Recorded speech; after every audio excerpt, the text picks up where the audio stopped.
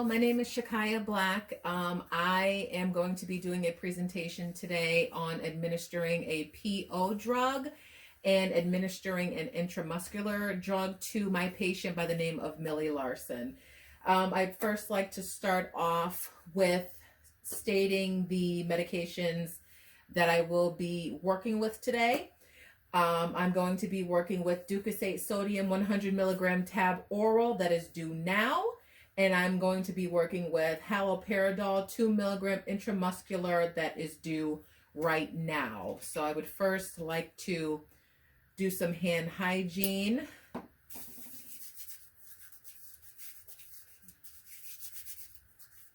Just to get things going. And I do have my materials here. I've got my alcohol. I have my medication, the Practo Ducosate. It is not expired yet, and here is that pill. And I also have my haloperidol, and this also is not expired yet. So we are going to be able to use both of these. I have my med cup, my syringe here. Now the needle that I'm going to be using, the only needle that I had that, one of the ones that I had in my kit that was efficient to use for an intramuscular injection, I'm going to be using the 22 gauge by 1.5 for the haloperidol. And as you also see, I have my sharps container, and I also have my hand hygiene that I'm going to use again. Now, I would also like to say that Millie does not have any known drug allergies at this time. When I go into the room to speak to the patient, I'm also going to ask her because, you know, things do change. I myself is an example that as I got older, all of a sudden I developed allergies. So, but as of right now, looking at her order, she does not have any known drug allergies. So now I would like to start to prepare my medications. This again is the Practice Ducosate, which is the Colace. It's a stool softener. Again, it is not expired. So I would open this up. And before putting it into the cup, I would make sure that I am verifying the MAR with the patient's orders and things and making sure that everything is accurate. Another thing that I would like to point out is that these medications are due today and they are due now. And at this point, before I even proceed to put the medication into the med cup, I have identified the rights of the patient. I've checked the route, the time, the reason, the dose, the client. All of the 5 rights, 6 rights have been identified. And I have also done the rule of 3 with the patient's MAR and the doctor's orders as well. So now I'd like to proceed with putting this Colace into this med cup because I am going to be delivering it to the patient, Miss Larson, if she will accept it, because we do know that we have patients that they refuse their meds. So hopefully all goes well and she will be accepting this medication. So I will put this to the side for now. And also I have my syringe here. I have my haloperidol and I have my needle.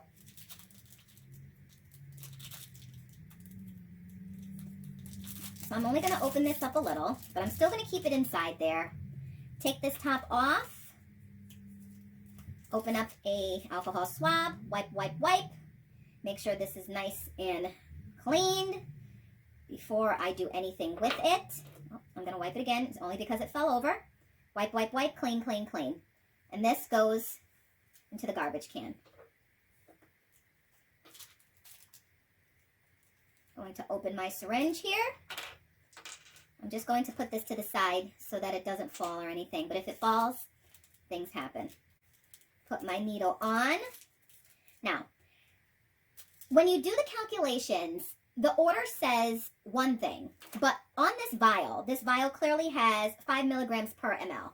Now, when you're doing the calculations here and you're looking at the order that is in the doctor's order, the administration record, it is 2 milligrams that we're to be delivering to Millie. When you do the conversion, that's 0.4 cc's. That's you have to convert it because of the way the concentration is in here. So we have to be safe, and we will be delivering 0.4 cc's to the patient if she accepts. So the first thing I'm going to do is I'm going to pull back 0.4. I'm going to aspirate. And I just aspirated to pull up some air. Now, it also doesn't hurt if you want to pull up a little bit extra to make sure it's accurate. I personally don't mind doing that, only because, you know, 1 extra cc to pull up of air, not of drug, to make sure that it's accurate is not going to hurt anything. So now that I've pulled it up, I will do hand hygiene again, just to make sure everything stays clean. You know, when you're working with needles and things that are going into patient's body, you have to be clean about this. So I will take this cap off, put this down in here. It is already clean. Face up, going down, upside down, push air in, and take it out.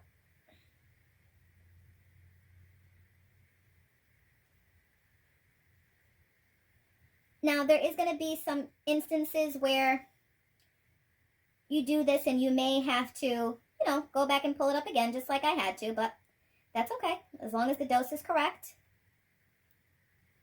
And I have this at 0.4. Now, you're technically not supposed to cap back needles. You're not. This is supposed to go straight into the shred bin. But for aseptic reasons, I want to keep this as clean as possible, so I'm going to very carefully put the needle top back on. Again, you probably can't see it, but it is at the 0.4 mark. So it's probably hard to see because I am filming this with my phone. So, and I'm going to just slide this back in ever so gently. So now that I have removed the medication from that vial, I want to make sure that that medication is labeled. So that is the next thing I'm going to do now. I am going to put the name of the medication, haloperidol, 0.4 mLs. And this is going to go on the side of this vial.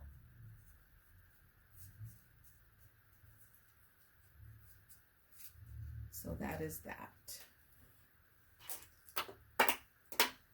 So now, since I have done my proper medication checks with the doctor's orders to the MAR, it is now time for me to go in and see Miss Millie Larson.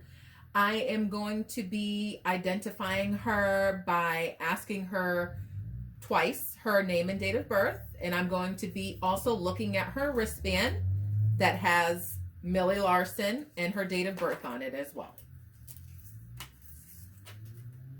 So as I go in and see Miss Larson, I would say to her, you know, hi, my name is Shakaya. I am your nurse for today. I would explain to her exactly what I'm going to be doing. I would let her know that the first thing that I'm going to be doing for her is I'm going to be administering her this Ducosat sodium, which is also known as Colace, and it is a stool softener. I would answer any questions that she may have about it. I would also identify her name, first name, last name. Miss Larson, you know, what is your first name, last name? She would tell me. And her date of birth is January 1st, 1936. She's told me her date of birth, January 1st, 1936. She has done that twice. And I will also verify her name and date of birth against her wristband that is on her. So once that is all said and done, I will proceed to administer her Colace. And here's an imaginary cup of water. Patient has taken her Colace. I will let her know that if she has any other questions, feel free. And I would let her also know that I will be right back. So now that Millie has swallowed her Colace, she's all set, she's good, she's sitting peacefully just waiting for me to return back into the room. It is now time for me to administer her haloperidol. So since I'm, you know, going back into the room, time to do hand hygiene again. You can never have too much hand hygiene to be performed. Now, unfortunately, I do not have a apple, but I do have a bagel. I'm going to put this to the side. So this bagel is going to be, you know, the apple or the orange instead, because unfortunately I just don't have that. So I'm going to put that to the side. We are now done with this Colace. It has been administered, so at this point I don't need it, so I'm just going to put it to the side for now and clean up later. Anything that I don't need right now, I'm just moving to the side to make a little bit of space here. I will need this. So the wristband stays. This garbage could go right in the shred. Good to go. And then we have this.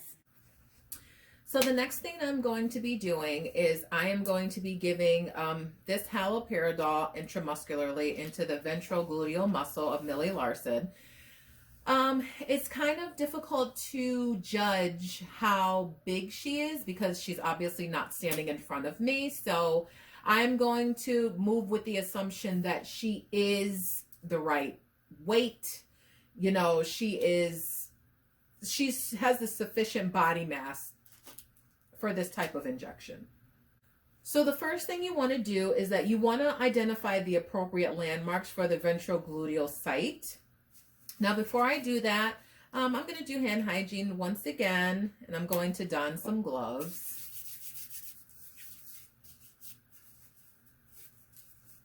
Okay. I actually like wearing gloves from beginning to end. Now, again, I do not have an orange or grapefruit, but I do have this bagel. Now, first thing I want is I'm going to ask the patient to please turn to her side. And once I do that, I will then identify. So we're going to pretend that this is her side that we're seeing, okay? This is her side. So the first thing you want to do is you want to place your palm, as so, on the side of her hip. And then you're going to put your 3 fingers together and basically form a V. And the area that we are going to be injecting is here. So this is the area that I'm going to be cleaning, starting from the middle and going outward. And I'm going to demonstrate that. But I just want to, if you can't see exactly what I'm doing, that's where I'm going to be injecting and cleaning and such. So I would take my alcohol wipe, start from the middle, and go outward, about 3 to 5 seconds. Clean, that is garbage. That's over. So before I proceed to do this, I'm going to mimic as though I'm seeing the patient. So once again, I go in, I greet her, I let her know, hello, Miss Larson, my name is Shakaya, I'm back with your injection. As I indicated, I do have your intramuscular injection, which is haloperidol, 0.4 milligrams. If she's wondering what 0.4 milligrams is, I would explain to her that is her dose.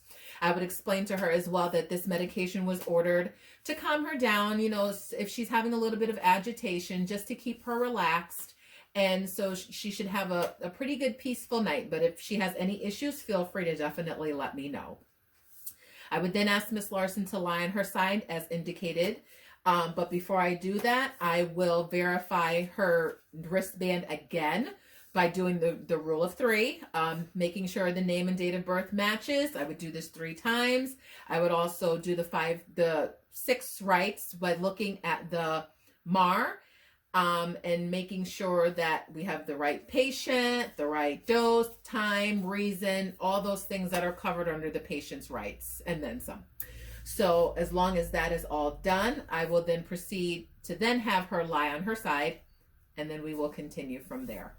So at this point, I know that it's a little off-putting because of the way the camera is.